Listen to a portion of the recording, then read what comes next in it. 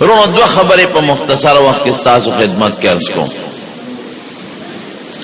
یو دا دی چې هر انسان له مرګ شته او د مرګ نه خلاصې نشته.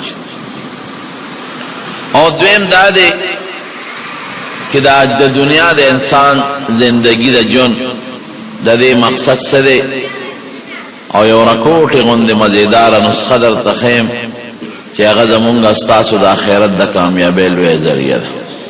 دا دوه خبرې په مختصر وخت کې درته بیانوم. لومبۍ خبره دا چې مرګ داسې یو حقیقت دی چې د هغې نه هېڅوک انکار نشي کولی. ډېر خلک دي چې د الله په ذات کې شک کوي، څوک وایي شته او څوک وایي نشته، او زموږ ښکلې عقیده ده چې الله موجود دی او یو دی. څوک د الله په وحدانیت کې شک کوي او شرک کوي، مشرکان دي، بوتانو ته سجدې کوي.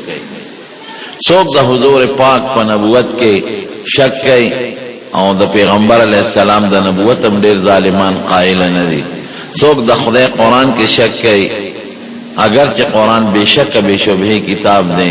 ډېر خلک دي چې قرآن د الله کتاب نه مني، لیکن مرګ هغه حقیقت دی چې په دې کې د چا شک نشته. هندوی هم مني، عیسائی هم مني، یهودی هم مني، مسلمان هم مني او کافر هم مني.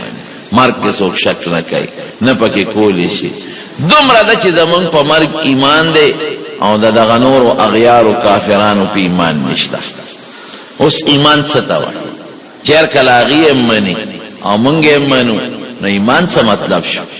د ایمان دا مطلب زمونږ دا عقیده او یقین دی چې دا مرګ الله راولي او سبب ولا جوړي.